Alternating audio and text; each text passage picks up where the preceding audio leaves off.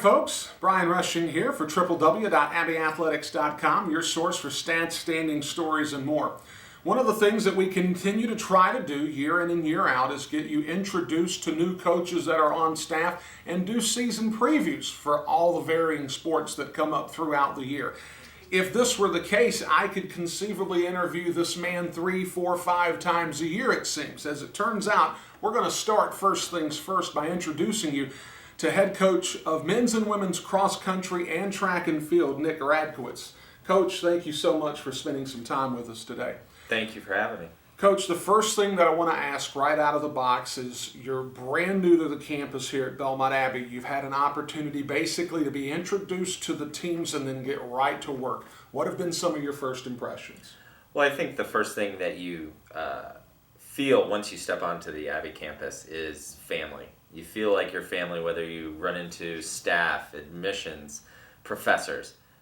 And that was just emphasized even more when I got to meet the team and start to work with them this preseason. Right. The senior leadership on the team has been incredibly strong. We have a very interesting dynamic. We have a lot of seniors and a lot of freshmen.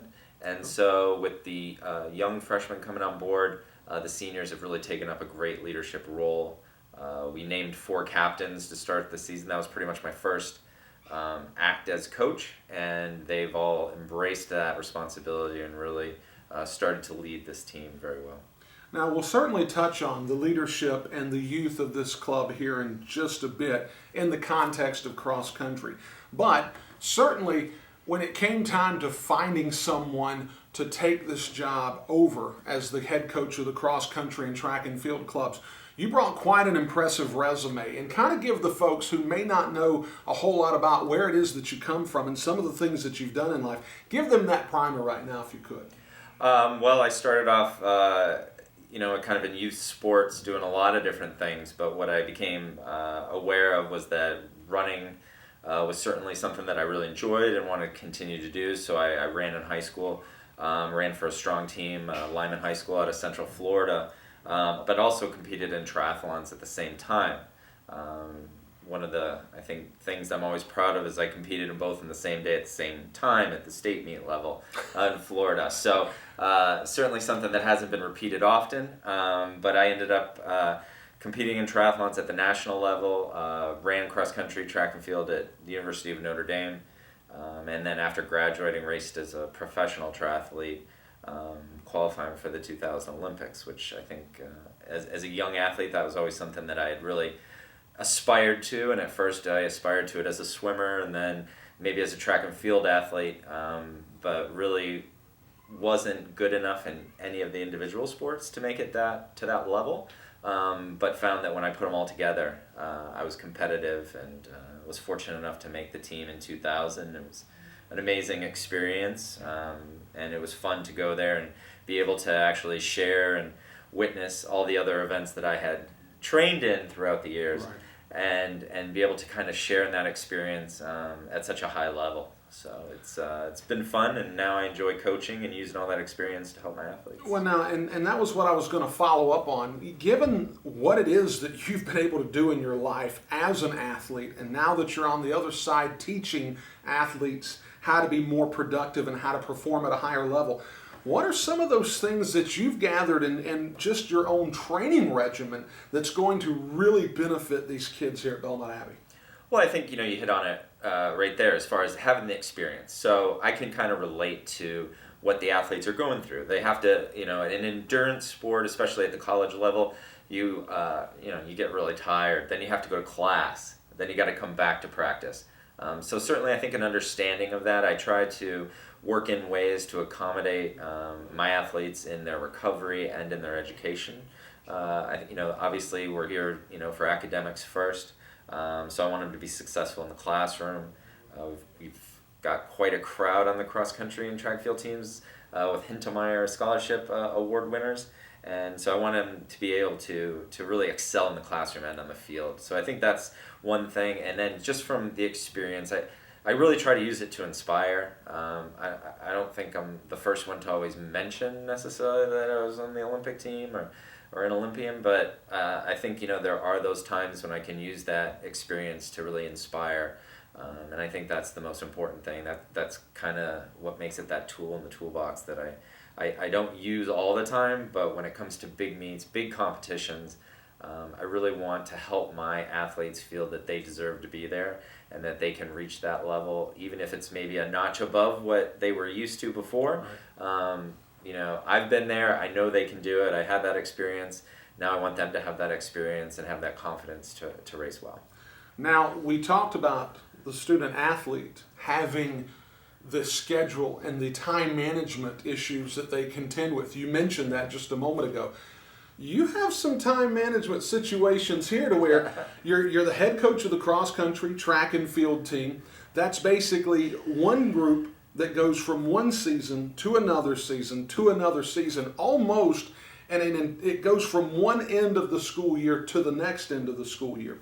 So certainly when it comes to competitions, practices, individual workout sessions, you've got your plate full. Then throw on top of the fact that you're trying to go out and recruit the next batch of Belmont Abbey athletes that come into your program.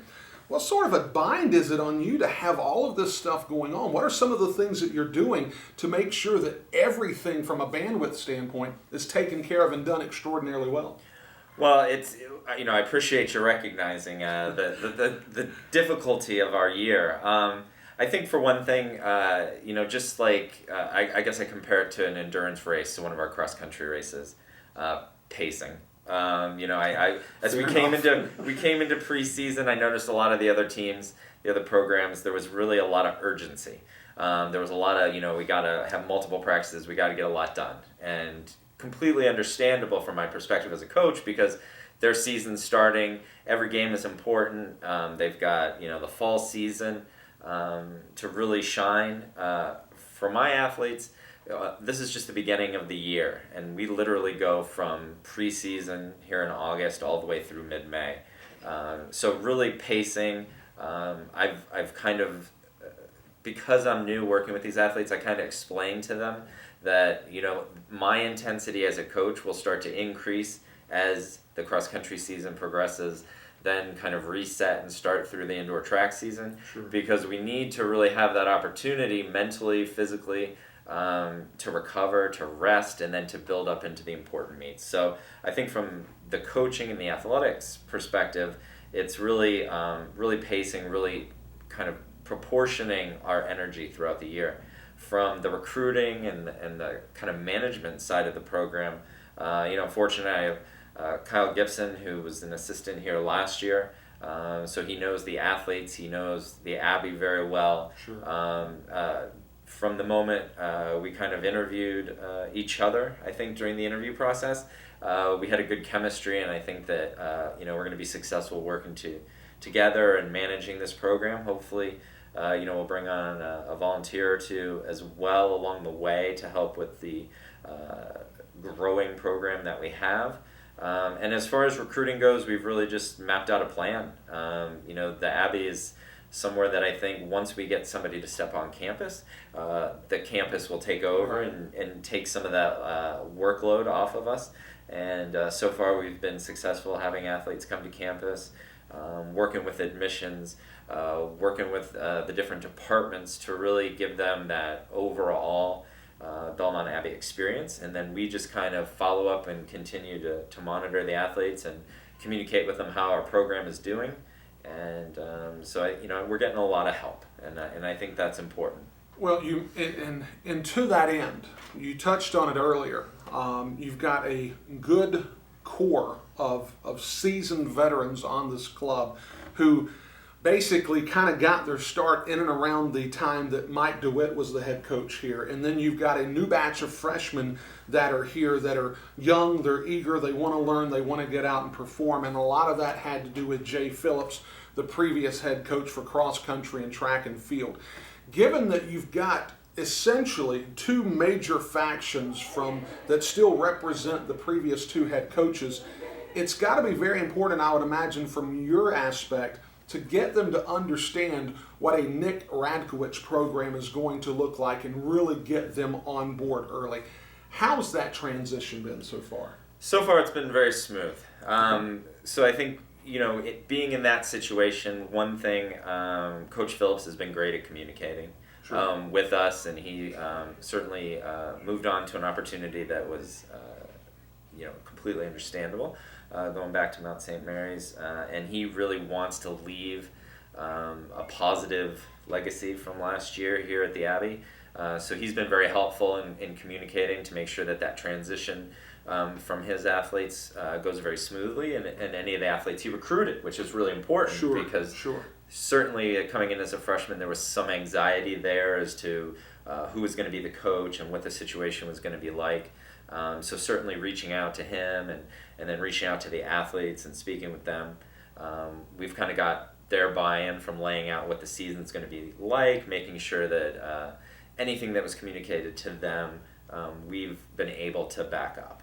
And also I think just laying out my vision, certainly part of it is a transition where there's going to be that maybe give and take of where, if it's a grandfather clause situation, making sure that we support those athletes. I mean, seniors that have been here for 4 years, I'm not looking for them to turn on a dime and change the way that they do necessarily everything in their routine. So we're trying to accommodate that. But then also I think adding something that I've always tried to do is add an extra bit of competitiveness to any program that I'm a part of.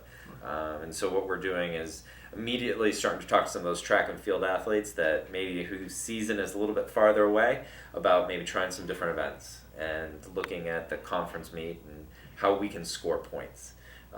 And I think that's going to be kind of my message moving forward as far as talking to recruits, as far as managing how we do meets is how can we score points, how can we be competitive in the conference.